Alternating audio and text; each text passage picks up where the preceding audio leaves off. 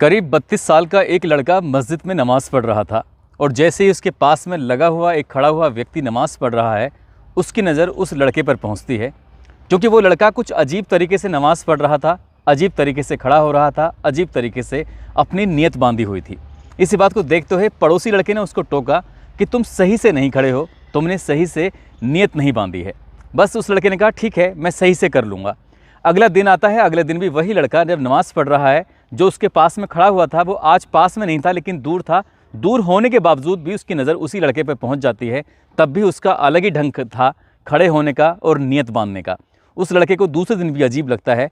समझाने पर भी वो लड़का समझ नहीं पा रहा था कि आखिरकार ये समझाने की क्या कोशिश कर रहा है। 2-3 दिन बीत जाते हैं।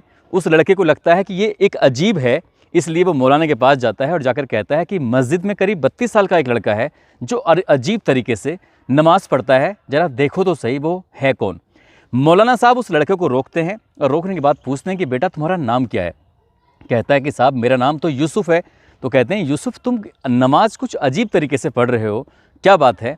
जब उससे जानने की कोशिश की जा रही थी तो इसी बीच में कोई उसका फ़ोटो खींचता है और फ़ोटो खींच कर सोशल मीडिया पर अपलोड कर देता है, क्योंकि जिसने फ़ोटो खींचा था वो उसके बारे में थोड़ी बहुत हकीकत जानता था।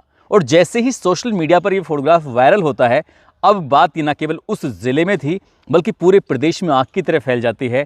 शायद ही सोशल मीडिया का या प्रिंट मीडिया का या इलेक्ट्रॉनिक मीडिया का कोई भी ऐसा प्लेटफॉर्म होगा जहां पर उस लड़की की फ़ोटो वायरल नहीं हो रही थी। और जब उसकी हकीकत सामने आती है तो लोगों को यकीन नहीं हो रहा था कि वो व्यक्ति जो इतना पढ़ा लिखा है, जिसने एक नहीं दो नहीं बल्कि 4 सरकारी नौकरी हासिल करने के बाद भी ऐसा कदम उठाया। आदाब, नमस्कार, सत श्री अकाल। मैं उस्मान सैफ़ी। आज की जो सच्ची घटना मैं आपको सुनाने जा रहा हूँ, ये सच्ची घटना है उत्तर प्रदेश का एक ज़िला है हमीरपुर और उसी की एक तहसील लगती है मोदहा। दरअसल मोदहा तहसील में नायब तहसीलदार के सामने एक लड़की जो अच्छी खूबसूरत है, जिसकी उम्र लगभग 25 साल के आसपास है, जो अपने अब्बू के साथ एक फरियादी बनकर आई थी अधिकारी से मिलने के लिए। बड़े अधिकारी के पास जाते हैं, बातचीत करते हैं। उस अधिकारी की नज़र उस लड़की यानी कि रुखसार पर टकटकी लगाए हुए देखते रहते हैं।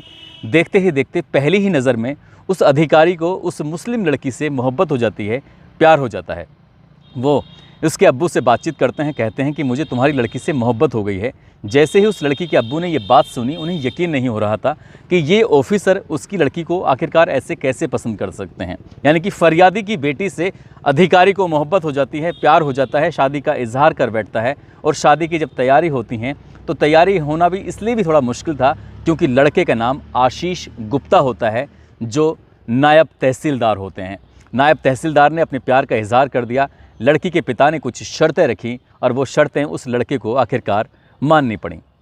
शर्तें मानने के बाद अब उसका नाम आज तक तो आशीष गुप्ता होता है, लेकिन आशीष गुप्ता से वो अपना नाम बदलकर यूसुफ रख लेता है। रुखसार से निकाह हो जाता है। निकाह में कई लोग शामिल भी हो जाते हैं। जैसे एक निकाह की प्रक्रिया होती है, प्रक्रिया में शामिल होने के बाद अब उसको कुछ बताया जाता है कि नमाज कैसे पढ़ी जाती है और क्या मुस्लिम रीति रिवाज के तौर तरीके होते हैं।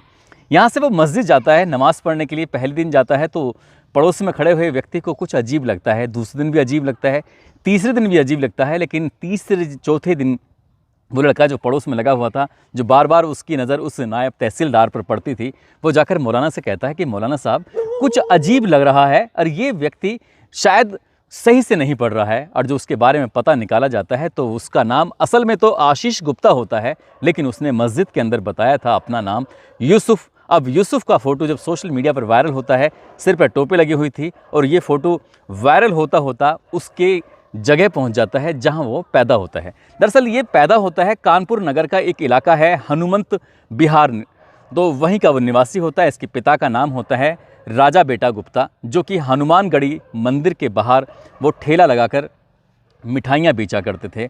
उनकी पत्नी है जिसका नाम उमा देवी है, जो गृहिणी हैं, अपना घर का कार्य करती हैं। उनके बेटे हैं, एक बेटे का नाम है आशीष गुप्ता और दूसरे बेटे का नाम है अंशज उर्फ प्रिंस। दरअसल आशीष गुप्ता पहली नौकरी जब हासिल करता है, क्योंकि शुरू से वो पढ़ने लिखने में होशियार होता है, और उसकी नौकरी लग जाती है कानपुर में ही एक ऑर्डिनेंस फैक्ट्री है, उस फैक्ट्री के अंदर वो नौकरी करने लगता है। लेकिन पढ़ने में होशियार होने की वजह से उसे लगता है कि ये नौकरी सही नहीं है, कुछ और मेहनत की जाए। इसलिए उसने मेहनत की और मेहनत करने के बाद उसका लेखपाल के लिए चयन हो जाता है।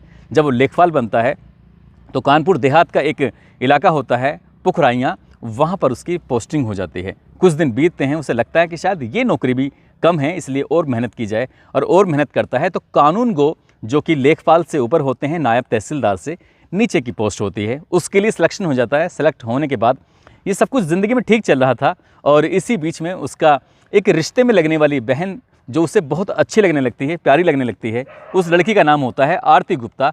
आरती गुप्ता से वो अपने प्यार का इजहार करता है और कहता है कि मैं तुमसे शादी करना चाहता हूँ। अब आरती गुप्ता के परिवार वाले मान जाते हैं, तैयार हो जाते हैं, भले ही वो दोनों रिश्ते में भाई बहन होते हैं।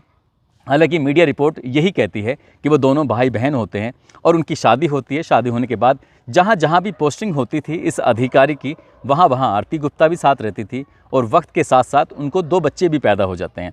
सब कुछ ज़िंदगी में ठीक चल रहा था, और ठीक चलते चलते अभी करीब 4 महीने पुरानी बात कर रहा हूँ मैं, दिसंबर में हूँ, और 4 महीने अगर बैक जाएँ तो 4 महीने पहले की बात है। एक फरियादी फरियाद लेके इनके ऑफिस में आता है। जब ये नायब तहसीलदार बन जाते हैं, हम ज़िला हमीरपुर का एक जो मोदहा तहसील है वहाँ पर ये नायब तहसीलदार थे। वहाँ पर फरियादी फरियाद लेके आता है, उनकी बेटी साथ आती है, बेटी से मोहब्बत हो जाती है। मोहब्बत होने के बाद दोनों शादी कर लेते हैं, और शादी करने के बाद ये पोल खुल जाती है। जैसे ही पोल खुलती है तो सबसे पहले निकल के सामने मैदान में इनकी पत्नी आती है, जो पहली बीवी थी, और पहली बीवी ने जाकर हमीरपुर नगर कोतवाली में एक एफआईआर दर्ज कराई, और एफआईआर में साफ साफ कहा कि मेरा पति लगभग 4 महीने से मुझसे ना मुलाकात कर रहा है और ना ही बात कर रहा है। मेरे पति को बहलाया गया है, फुसलाया गया है, और मेरे पास कुछ ऐसे फ़ोटोग्राफ हैं जिन फ़ोटोग्राफ से पता चलता है कि मेरे पति का धर्म परिवर्तन कराया गया है, और धर्म परिवर्तन करने के बाद उसने दूसरी लड़की से शादी कर ली है। दरअसल मुकदमा अपराध संख्या 395 भारतीय दंड संहिता की धारा 494 के तहत मुकदमा दर्ज होता है। साथ ही यूपी विधि विरुद्ध धर्म संपरिवर्तन प्रतिषेध अधिनियम 2021 की धारा 3 और धारा 5(1) के तहत मुकदमा दर्ज होता है। इसमें साफ साफ ये उल्लेख होता है कि जब पहली एक शादी हो चुकी है, वो भी हिंदू रीति रिवाज के हिसाब से, तो हिंदी रीति रिवाज में दूसरी शादी करने का कोई प्रावधान नहीं है। उसने साफ साफ इल्ज़ाम लगाया आरती गुप्ता ने, क्योंकि उसके पति को बहलाया गया, फुसलाया गया। लड़की के पिता, लड़की के मौसा, मस्जिद के 2 मुअज्जिन होते हैं, उन सहित 8 लोगों ने मेरे पति के साथ कुछ गलत किया है, और मुकदमा दर्ज कर लीजिए। मुकदमा दर्ज हो जाता है, और 3 लोगों की गिरफ्तारी भी हो जाती है। साथ ही 3 लोगों की गिरफ्तारी होने के बाद अब न केवल इस अधिकारी की बात पर बात बनाती है, पुलिस गिरफ्तार करती है। गिरफ्तार करने के बाद तहसीलदार के सुपुर्द कर देती है कि भाई सरकारी अधिकारी है, लेकिन इसने न केवल पत्नी के नियमों का उल्लंघन किया है, इसने न केवल विवाह के नियमों का उल्लंघन किया है, बल्कि उत्तर प्रदेश की सरकार में एक बड़े पद पर होने के बावजूद भी सरकार के नियमों का भी उल्लंघन किया है। पहला नियम का उल्लंघन होता है नियम नंबर 29, जो कि आचरण के उसमें आता है। साफ साफ उसमें उल्लेख है कि कोई भी जो हिंदू व्यक्ति है वो 2 विवाह नहीं कर सकता, क्योंकि बहु विवाह की सरकारी अधिकारी को कोई भी अनुमति नहीं है। पहला नियम ये तोड़ा। दूसरा नियम 3 तोड़ा है, जिसमें सत्यनिष्ठा पर संदिग्ध नहीं होना चाहिए, यानी कि शासन, इससे ऐसा करने से शासन की छवि धूमिल होती है। अब न केवल जेल जाने की नौबत आ रही है, बल्कि बर्खास्त की भी नौबत आ रही है। और जो आशीष गुप्ता ने किया है वो अपनी पत्नी को धोखे में रख के किया है। आगे क्या होगा क्या नहीं होगा ये तो खैर भविष्य के गर्भ में छिपा है, लेकिन पुलिस ने जब इस मामले की, अधिकारियों ने जब इस मामले की जांच की, खासकर डीएम राहुल पांडे ने जब एसडीएम राजेश मिश्रा को जब जांच के आदेश देते हैं, तो पता चलता है कि ये बेहद गरीब परिवार का व्यक्ति होता है, और इसने शुरू से ही बहुत तंग हाली में अपना ज़िंदगी गुजारी थी। लेकिन आज लगभग बताया जाता है कि इस व्यक्ति के नाम लगभग 6 करोड़ रुपए की चल अचल संपत्ति है। वो संपत्ति कहाँ से आई है, कैसे आई है, इससे पता चलता है कि फरियादी की बेटी से निकाह करने की इसे बहुत बड़ी कीमत भविष्य में चुकानी पड़ सकती है। दोस्तों, इस पूरे घटनाक्रम को सुनाने का उद्देश्य किसी को परेशान करना नहीं है, किसी का दिल दुखाना नहीं है, बल्कि आपको जागरूक करना है, आपको सचेत करना है, आपको बताना है, जताना है कि भविष्य में जो कदम उठाए जाते हैं, भविष्य के लिए जो कदम उठाए जाते हैं, थोड़ा सोच समझ के उठाना चाहिए था। शासन भी शायद दूसरे निकाह के लिए मना नहीं कर रहा है, लेकिन शासन का यही मंशा है कि जो नियम है, पहली पत्नी से कम तलाक ले लेना चाहिए था, तब जाकर रुखसार से भले ही शादी कर लेता तो सब कुछ उसकी ज़िंदगी में ठीक चलता रहता। लेकिन पहली पत्नी को तलाक दिए बिना ही दूसरी शादी कर लेता है, इसलिए इसकी ज़िंदगी में मुसीबतें बढ़ती चली जाती हैं। आज जाते जाते ज्योति हैं, जो कि प्रयागराज के रहने वाली हैं, आज इनका जन्मदिन है। इनको जन्मदिन की ढेरों सारी शुभकामनाएं, बहुत बहुत मुबारकबाद। साथ ही आजमगढ़ के जानकीपुर के रहने वाले शैलेंद्र यादव जी का भी आज जन्मदिन है। इनको भी जन्मदिन की ढेरों सारी शुभकामनाएं, बहुत बहुत मुबारकबाद। साथ ही कुछ लोगों ने नाम लेने की अपील की है, जिसमें मोहम्मद वसीम अकरम हैं, तुकाराम हैं, शाहनवाज खान, असलम रजा, अजय यादव, राहुल गिरी, गौरव गौतम, शंकर लाल, याकूब खान, कुर्बान गुज्जर, बरकत अली, शेख इमाम, आलोक पटेल, पंकज गुप्ता। आप सब लोग अपना ख्याल रखें, सुरक्षित रहें। जय हिंद, जय भारत।